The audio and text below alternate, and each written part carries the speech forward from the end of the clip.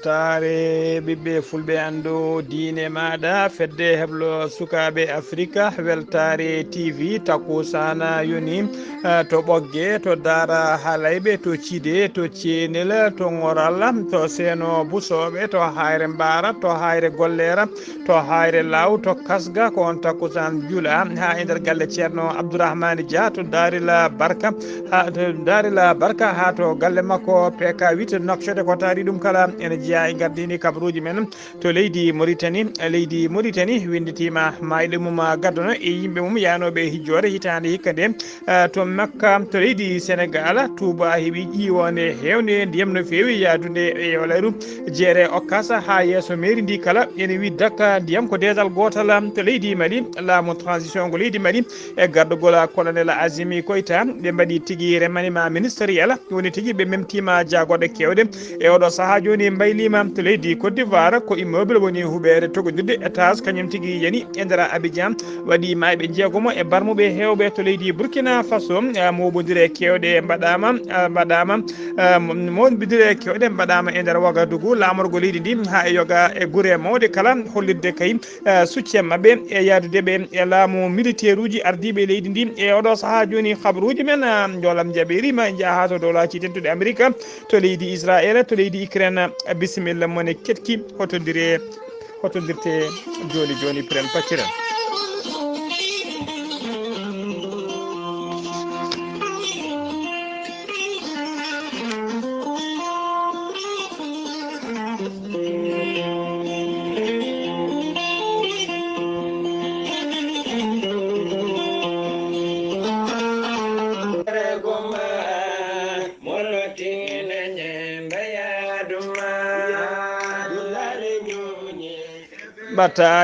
ɓatake erango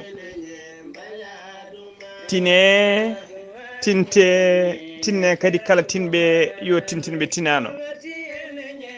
erango ko erango jaam ko erango alliyankagal ko erango ɓuural saabu ko erango ɓaalal ɓuurandal karim tawi ene jogui ɓarnude goto e seremɓe men biteɗo ceerno hamme talla mo ceerno abdourahmani talla jogorɗo arde ɗo e Nouakchott lamorgo leydi Mauritanie ɓarnude goto e almuɓe mum biteɗo ceerno Baro Diallo ɓarata ko ɗo e nder Nouakchott to leegal Dara Beyda o waɗɗani to wiyete Kara Nasrani dendagal bandiraɓe julɓe dendagal bandiraɓe almuɓe dendagal seremɓe e hoddiɓe kala ene bisma e ɓaral ngal ñalawma ɓaral o noon ñagga tigui ko ñande jeenayyi lewru juillet ndu gonɗen ndu sanga 10 heures subaka kala biyowo ashhadu an la ilaha illallah wa ashhadu anna mouhammada rasulullah ene bisma e ɓaral ngal suka ɓarowo hono ceerno Baro Diallo ko ɓi ceerno Djibi Diallo goto e almameɓe Nouakchott waɗi erango go noon ko musidɗo men hono ceerno Abou Sow ɓuuɗo lollidɗo ceerno Abou Dada goto e jaatigueɓe ceerno hamme talla tawateɗo ɗo e nder Nouakchott lamorgo leydi Mauritanie omo bismi noon dendagal almudagal Nouakchott dendagal almudagal ha cilona ha tengti noon e duulal ceerno Abdoulaye Djiby Sow e gardugol mawɗo duɗal ngal hono ceerno Chérif Mahmoudou Zawad Haydara dendagal julɓe dendagal almudaɓe dendagal seereɓe kala enen bisma tigui e ngalɗo ɓaral badowal mbiɗen ñande jeenayyi lewru juillet ndu gonɗen ndu to leegal Dara Beyda waɗɗani tigui nokku to wiyete Kara Nasrani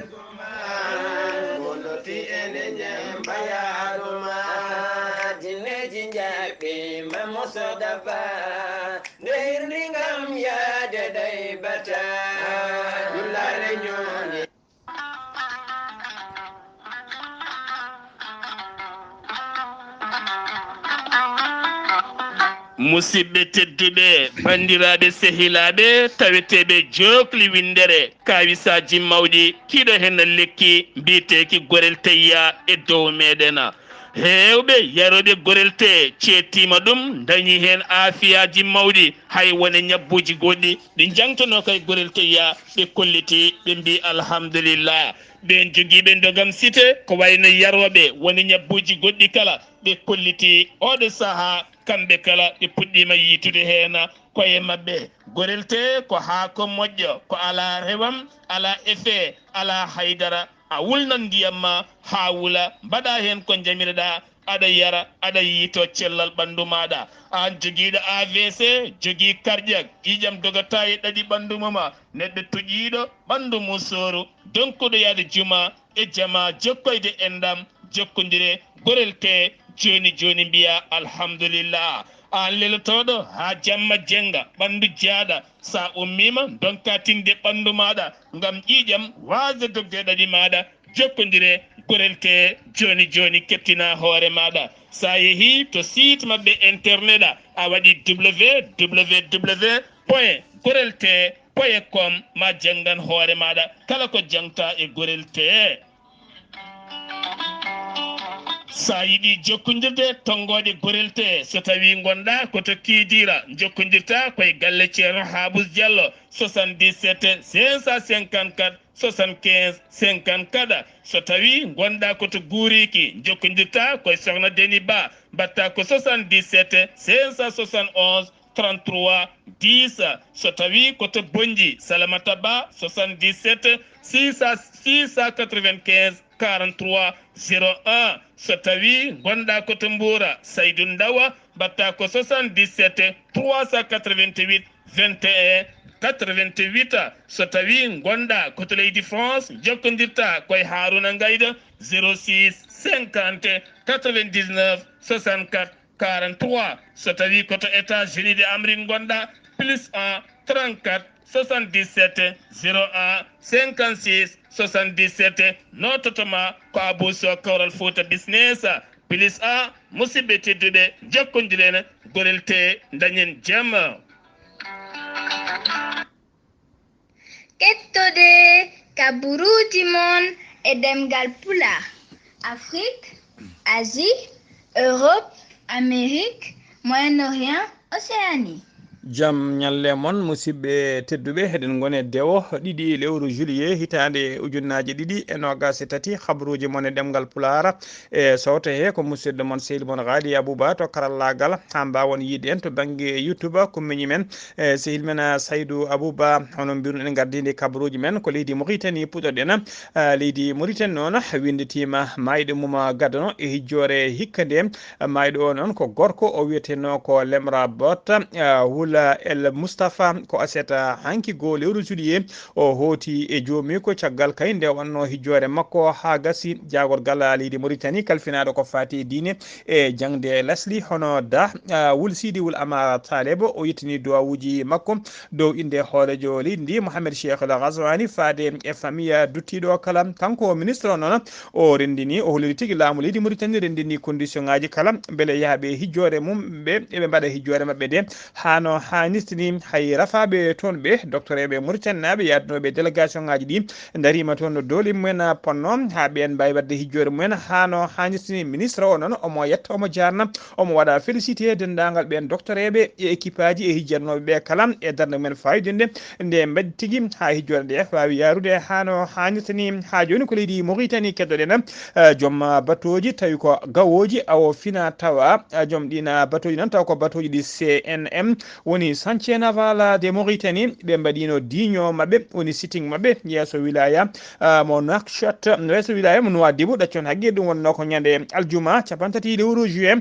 maydu ndu 2023 diño ngo noon ko mbadi diño ngo noon ɓe mbaɗi ɗum ko ñande so weeti awo ngo ine uddita caggal kay ene uddita caggal nde ngo dartinno balɗe ɗiɗi noon tawi koko wiyete arrêt biologique woni kala saaha laamu woni heewi rokkude yamirore nde awo ngo dartoto ha laaɓa ɓe saaha kay mo liɗɗi ɗi keewi ɓoccinde beele tigui awo liɗɗi ɗi ne mbawa wiltude hano hannirta ni yidde mabbe noon kambe joom batoji ɓe ko yo laamu Mauritanie ngu yo hormo accord kambe joom batoji ɗi ɓe ciifodirno e jagorgal leydi Mauritanie kalfinade ko fate awo ha joni kabaruji men ɗemngal pulaar seno mima to leydi Mauritanie koto leydi Sénégal paɗen Macky Sall horejo gendi Sénégal o bismima o joddima aseta hankiyo go lewru juillet 2023 to galle lamorgo to e ɓen taw ko wiyeteɓe les élus woni mairuji tawɗina mairuji kala ko yaduɓe kay e yaduɓe e ko wiyete troisiéme mandat makko e nder batu he noon Macky Sall ardi ngum martial arti tigui o jurnima no fewi événement ji cakkitiɗi wadde e nder leydi Sénégal ha tengti noon e nder Dakar bannoɗi kay e lewru juin maynu ndu o holliri hen mette makko no fewi o holliri noon hono ɗum ɗo wonta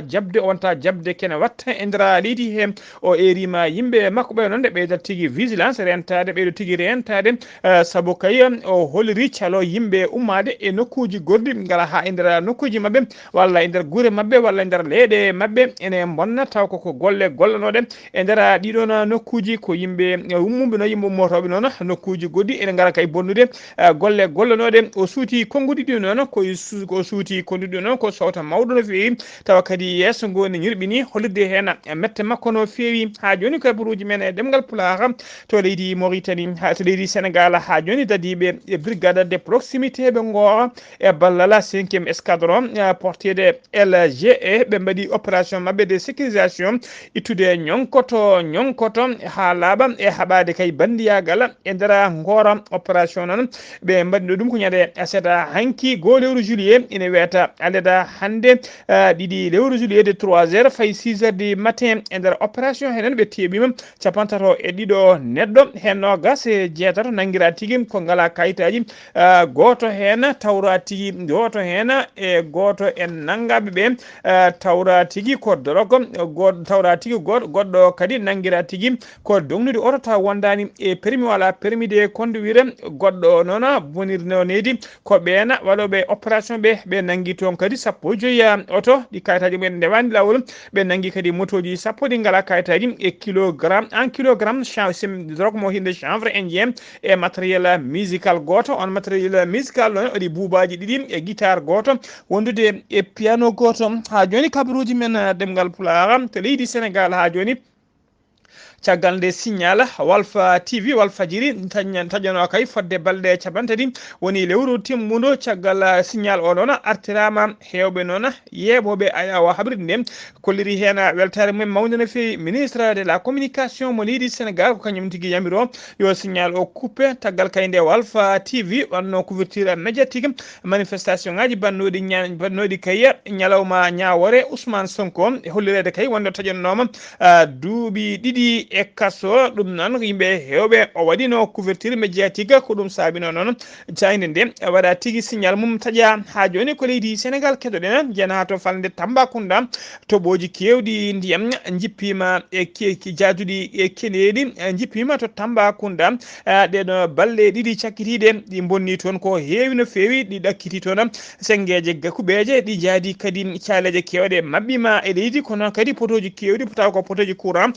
dirguitima toon e leydi potoji courant to leydi jiɗi men ha tengti to legal bitegal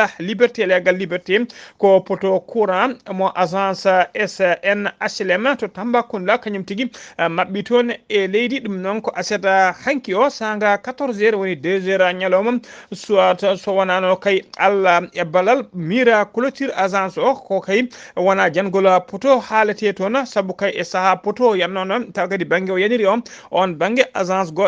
goto ko vigile woni tigui joguinoɗo nden ka e nokku o kañum tigui ene wonno less caali ko poto fano koye makko ko ɓalal clôture ngal ko ngal tigui faali hakkude makko e poto o posoji kewɗi kadi teskama derguitima toon e terguitima toon ñande julde taskide yimɓe sono legge noon gari toon kay wadde constat mumen ƴewde kadi no ummitiri ɗiɗon potoji yimɓe leegal ngal noon mbaɗi erango mumen faade kay e laamu ngu nde ha tengti noon e sono legge nde mbawata kay arde kay ummitinde potoji ɗi ko ɓuuri yawde e yacade saabu courant saabu ɓoggi courant ji kewɗi oɗo saaha joni ene tawe e leydi ha joni on fannu keɗoɗen to Touba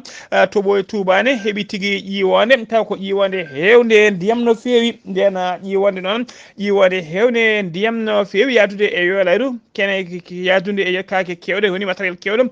boni hen laabi kewɗi e oɗo saaha joni ndewetake Allah kay e hewde dijƴe to jeere okkasam ha to Daaru Uddusam to nokku biteɗo Namantou to nokku biteɗo Namantou waɗi tigui to nokku biteɗo Namantou waɗɗani juma mawka ka Touba to waɗɗani juma mawka to Touba e mairie Wuro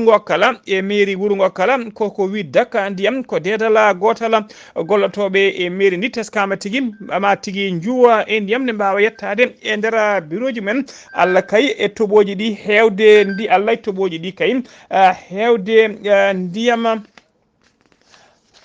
ha joni kabaruji men ɗemgal pulaar to leydi Sénégal keddoɗen ha joni to leydi Sénégal jehen ha to Ziguinchor jaɓɓuɗen musidɗo men seri men Amadou Sa Kébé assalamu aleykum wa rahmatullah. Assalamu rahmatullahi taala wa barakatuh. Ghalii Abuu Bah salmitama e dendagal hettoɓe Weltare TV kabaruji garanɗen ɗo e nder Ziguinchor jeyeten go to e palol Dane Maayo kay hayɗi ceerno men khalifa men ceerno Amadou Tidiane Alpha Mamadou Siley kanko de o wi omo salmina dendagal ummatul islam o wi omo juuro en omo waɗa en juule mo wuuri omo andina en kanko de o yerlima en o yaafi men omo ñaagui yo en jarlomo jaafoɗen mo o ñaaganima en enen fof yo en gon e felel islam gonen goonga daroɗen e felel islam o andini en kadi o ñaaganima en yo Allah hokku en ndungu moƴƴu natiri en jaam yaltiri en jaam ɗum noon dennagal hettoɓe Weltare TV kamen fof ina duttuma duwaw ceerno Amadou Tidiane anne eɓe mbiya yo Allah junno balɗe ma moƴƴina battane ma so tawi en garti ɗo e kabaruji meɗen hande de ɗo e Bignona ɗo e Ziguinchor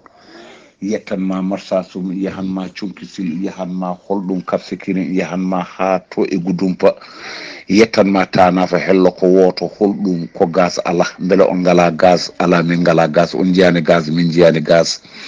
to gaddema gaz 6 kilo ha hettanma ka gaz 12 kilo ɗum ɗo de koko majji meleng ɗum ɗon noon ina wayno gardiɗo e yenna commerce o kanko ɓe mbiyata Abdourahmani Ba kanko de o namdama o wi yo yimɓe gandu gaz de mankani ala ko feeto ngo waɗi tan autoji garani kono gaz kay ina wayno leydi no joga maɗa ɗeɗo balɗe yimɓeɓe no mbi ina ketti so tawi en garti ɗo e Bignona ina wayno imam Kawsu Bodia kanko de kanko woni gardiɗo ena imameɓe ɗo e Bignona e diwan Bignona o ewnima laamu ngu o wi yoɓe goppu autoji dem dikka ɗi gara yoɓe goppu laaɗe kawyoje ɗe Aliou Sitoé Diatta gara jaam dañe so ronki ɗum de kala ko wawi hebde oga région ko kamɓe mbaɗi saabu eɗuma jogori ɓurtude guila ñanden ha joni en nodde ina wayno laamu ngu jabaki so tawi en garti ɗo e nder Ziguinchor plateforme ina wayno kamɓe de ɓe noddi mairie ndi kam yo waw asade ɗiɗo gaabi yoɓe gandude kanaluji ɗi ko kewɗi ndem ko kewɗi mbalit so ƴiwonde tooɓi hen de galleji ɗi fof mbaɗa inunde ɗum ɗon noon waɗa ko caɗele hikka ɗum noon yoɓe ummo e jonde ɓe mbawa asade ɗiɗo gaabi ko ɓuuri yawde e yaccade so tawi en jeeyi to e Guinée Bissau kamɓe nde ɓe kolliti ala ko heddaniɓe ɗo joni e guese mabɓe tan so wona ɓe laɓɓini ha laaɓi ɓe paadi tan ko gata maare fiya e leydi ɓe jabba ɗum noon ɓe ewnima laamu Oumar Sissoko Mbalou e yaadiɓe muɗum yoɓe mbaw toppitade ko fewte batte ndema ko ndema nafata leydi ndema haɗata sukaɓe ɗannade ɓuuri ɗeɗo ɗalle ko sukaɓe ndewata e maaje ina ndewa iɗi ndiɗo jeeri ina jaaha ina kalkoyo ɗum yo wattu haqqille makko e ndema ko ndema jogui leydi Weltare TV musidmon Ahmad Sa Kébé gorko mbotto kabaruji ɗo fuɗa radio Zik FM jokkodirde e Ghalii Abuu Bah Sar Ablaye Sar ceerno Hapous Diallo onon fof on mbiyama juule mo wuuri yo Allah hokken wattuni o saaha mo wuuri mbalini jaam allahumma amina Amadou Kébé en mbi dendagal Ziguinchor naaɓe hettiyankoɓe Zik FM ha to mbotto kala e dendagal to yirlaɓe hebbiyaɓe kala en mbaɗi ɗumen julmo wuuri kabaruji men ɗemgal pulaar sen ummima to leydi Ziguinchor koto leydi Mali paadena caggal nde laamu transition yaɓirno kayde MINUSMA yaltata leydi mum haala caggal balɗe jeetati nde leydi ndi yano référendum mum taw ko memtade tugnorgal on référendum ɓe ɓanno ko ñande 17 lewru juin mayno ndu colonel Azimi Koita horejo gendi Mali o waɗi remaniement ministériel woni tigi memtade jagorɗe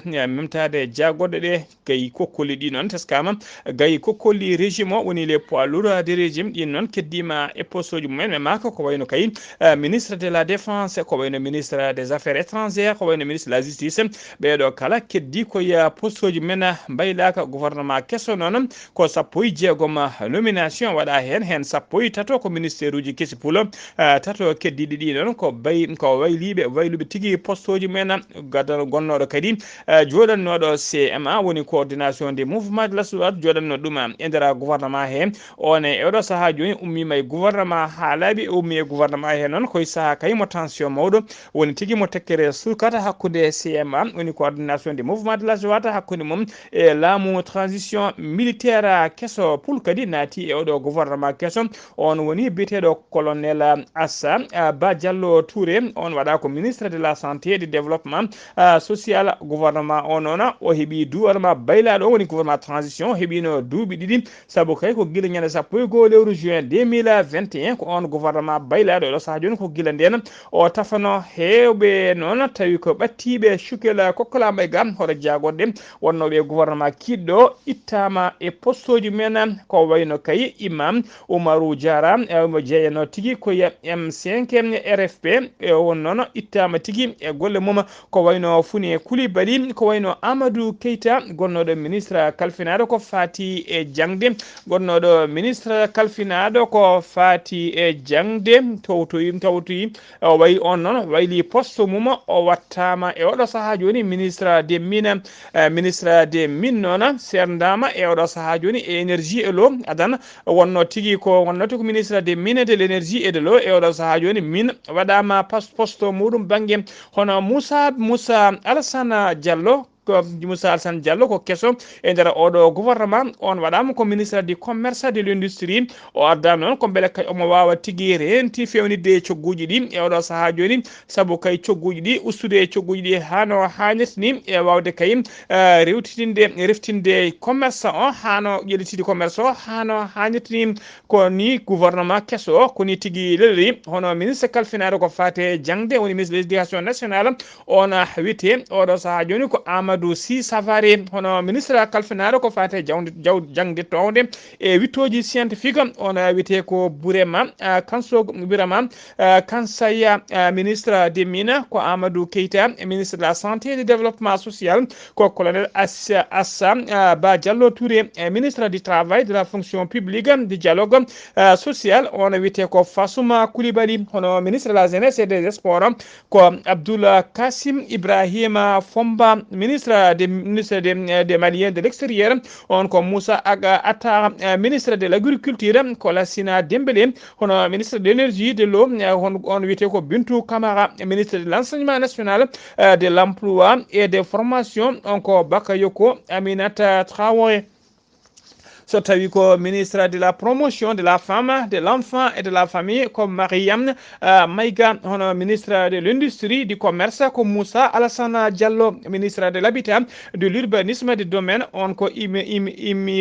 Imirana Abdoulaye Touré ministre de l'environnement d'assainissement et du développement durable ko Mamadou Samaki so tawi ko ministre de communication et de l'économie numérique ko Almadou Aga Iliene so tawi ko ministre de l'élevage et de la pêche ko Yubba Ba ɗum noon sifa tigui ko to Bamako ñande 2 lewru juillet 2023 tawi sifi ɗum ko colonel Azimi Koita hoore transition leydi ndi e colonel Cukel Kokkola Mayiga kañum woni hoore jagode laamu transition ngu ha joni kabaruji men ɗemgal pulaar seno mima to leydi Mali koto leydi Côte d'Ivoire paɗen aljuma ɓennuɗo kotana musɗo waɗi to Abidjan lamorgo leydi Côte d'Ivoire ko huɓere étage towdirde towde toon wonnode e mahede kañum tigui yani bila noon bilamo laamu ngu holliri noon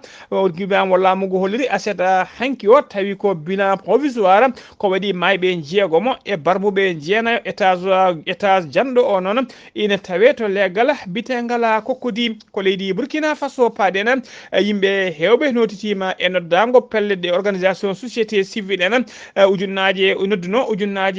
yimɓe notitima hen kamɓe kala noon e wonde ƴiwon on saaha kala e wonde ƴiwon taw ko hewne ndiyam no feewi haɗani yimɓeɓe jalti tigui e kewala